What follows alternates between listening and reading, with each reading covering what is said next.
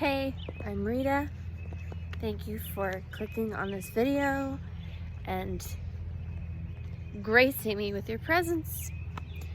I am just documenting, once again, I am on a walk in my neighborhood. Part of what I'm doing is trying to meet 10,000 steps every day. This is, I guess, part 2 of my vlogging for a bikini competition.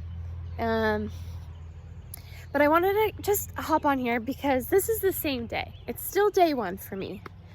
But I wanted to tell a little more story about how I even got here. Why am I even doing this? Why am I gonna put my body to push it to such limits? Because one thing's for certain, I have no interest in making this something I do all of the time. One thing I learned about most bikini competitions is that they allow for novice people to enter. So in my brain, I'm thinking, I want to do this at least once. I want to have the experience of putting myself to a test, challenging myself, figuring out, calculating all the little numbers for macros and what would make me gain weight, what would not, and just kind of see what my body can do, because I've seen my body do so much already.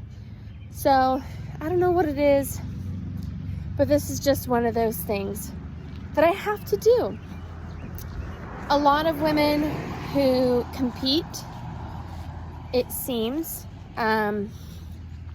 do something like this, maybe at the start of a journey of becoming a personal trainer when they're really young, maybe early 20s, and they often have a lot of body dysmorphia, body image issues, or just not a very good heart about it, I guess. I mean, I'm not one to judge because everybody's different, but it seems that this sort of thing usually comes along with that sort of complication of it. And since I was in high school, even middle school, I did notice a lot of girls just being so self-conscious of their bodies. And I never really, I don't know, it didn't really affect me too much. I had a decent amount of confidence in my appearance. I like food a lot. I'm a foodie. And so to think about restricting my eating habits to try to look a certain way to my peers or feel accepted or to be super skinny, that wasn't really ever anything that I desired. And that's not even what my desire is now. Sure, that's maybe a positive side effect, right? Get to be at your peak, the most fit you've ever appeared and looked and chiseled, and just on a stage for everybody to see how hard you worked. And to me, that would be an amazing accomplishment. This is truly just something that I feel like is going to continue to tell a story that I am finally in a place of abundance in my heart and in my mind. For so long in my 20s, and I'm 29 right now, but my birthday's coming up. I'll be 30 this year, and I'm excited to be 30. I feel like I know more of who I am. But back to what I'm saying, a lot of my 20s, I got married really young. I had my first child at age 23. And for a lot of people, that's really young now. I honestly was not the youngest in a lot of the friends that I had to have a baby.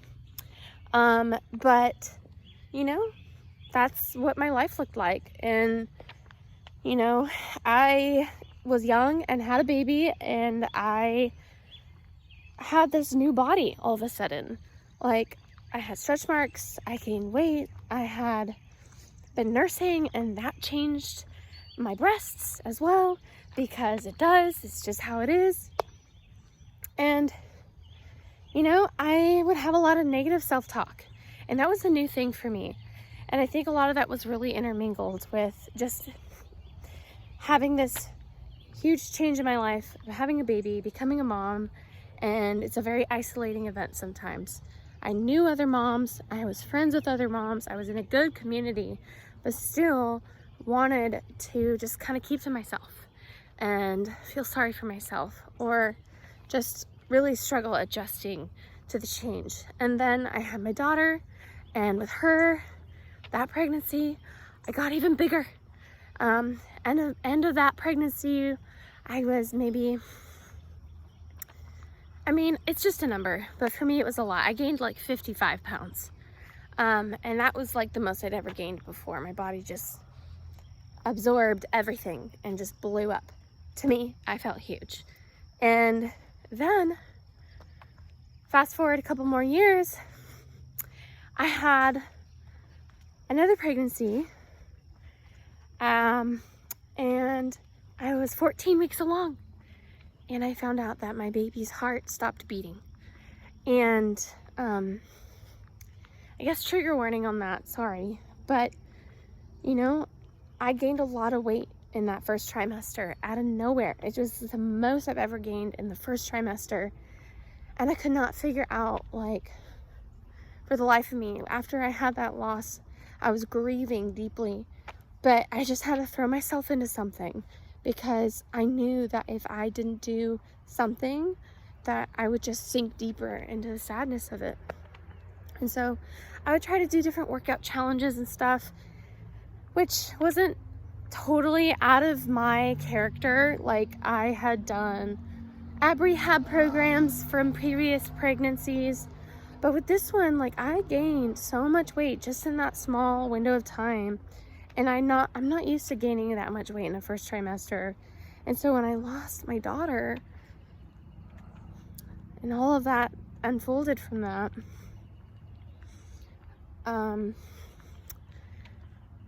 my body was stuck. I remember crying to my friend months later, like a whole 6 or 7 months had passed from losing that baby, and I could not figure out why my body would not get rid of all this extra weight. I'm like, I'm not pregnant anymore, and usually with nursing, like, my babies eat it off of me. I burn a lot of calories with nursing, but like, I just can't seem to make it go away. And she was kind to me and listened to me cry and sob, and just in this, I just wanted to not be stuck anymore. And it's not like anything I did to myself. My body just was like, it was like frozen in time. It took an entire other pregnancy and the birth of my youngest son for my body to finally just get kicked out of this place that it was stuck in. And honestly, it was like a trauma had happened to my body, and it was just stopped. So once my youngest was born, about 9 months later, after that conversation I had with my friend, I learned that I am beautiful no matter what. I found that I was looking in the mirror when I was 8 or 9 months pregnant. That was really funny. 8 or 9 months pregnant.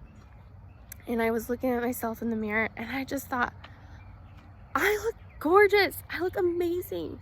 Like, it was because of that loss I was able to actually see my body in a totally different way, that it was just an amazing thing that I can carry life and then birth it and then feed that new life from my body. And it was just a whole new world for me to see that and, like, just really acknowledge, wow, my body is really capable of some amazing things. And the human body really is just so incredible in the way it can heal, in the way it can recover, in the way that my body mourned the loss of my baby, not just mentally, but physically I was mourning. And so I decided once my baby would be born, talking about my third child, once my son would be born, I decided I'm gonna enjoy my postpartum body as much as I can, and come after our vacation, because we did go to the beach that year, I decided that after a beach trip, that's when I was gonna hit the ground running.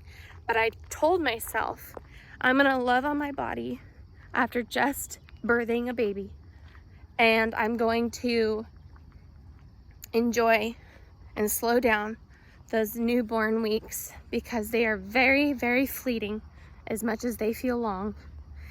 And I decided to put my mental health first. And that was the first time I actually committed to therapy. And I had stayed in therapy from that moment when my son was born up until only like a month or two ago. I'm actually on a therapy break. My therapist recommended it, that I go on a break because I'm doing well. I'm getting better. So she said, you need a break. So all that to say, grief is so weird. It is so weird. But I'm thankful that I got to see that part of life, because it taught me such a rich lesson. Loss and grief teaches so much. Suffering teaches so much. And now, out of abundance, out of good and out of joy, I could put myself through a challenge and see what I can accomplish in that challenge. And have like a whole other kind of pain and suffering, but like it's something that I get to choose. It's not like a pain and suffering that's bad, but it's just like feeling my body like burn, you know, burn off the things I've carried for so many years. And I'm excited. So when my son hit about 2.5 months, I got a gym membership. This was last August. And I did simple things. I didn't even have like a nutrition plan or like a workout plan. All I did was show up. And I walked on the treadmill, and I did like very slow working up to like lifting heavier. But I treated my pregnancy weight like I was just bulking. It was my bulk period. So I did that. And then I did just walking, being very easy going in it. And all I did was track my calories. I just documented and put in a diary of what I was eating. I wasn't restricting anything. I wasn't even giving myself a calorie deficit because I was nursing. I just watched what I was eating. I took note of what I was eating. If I ate a bag of Cheetos, I would document it. Like, it didn't matter what it was, but it did put it on the top of my awareness of like my habits and the things that, oh, well, I could eat this junk food, but my body really needs protein. So I'm just gonna choose a protein first. And if I still want that snack, I'm gonna let myself have that snack. So I was not being restrictive to myself. I wasn't punishing myself. I was just being aware of what I was doing and having an awareness of my habits, even just how I was emotionally. Like, it was just a whole other game. And I dropped 20 pounds in 6 weeks. Like, it's like my heart and my mind were healthy first, and it's like my body was able to just let that go. So, and since then, I've continued to lose weight, but my body fat percentage has just changed because I have done like, you know, this is a terrible video, by the way, because I just keep, you know, rambling, but this is how I do videos because I am not an expert with YouTube. But one thing I will just say is I got to this point where I knew, like, my body has been tested, my mind has been tested, let's see what the next thing can be. And I just thought, why not? I'm choosing that bikini competition. That's what we're doing. Check it off the list as something I've done, hit that peak, and then move on. see where it leads me. So, that's the reason why. Yeah, it's exciting. I asked some friends about some trainers in my area. I asked about where I should compete, and I picked some options, and I'm just going with it. So we are fortunate enough where this is something I could financially do, where in years past could not. So it's just a different season of life right now.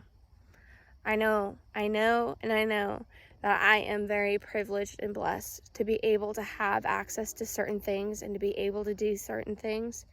And I am forever grateful for that. And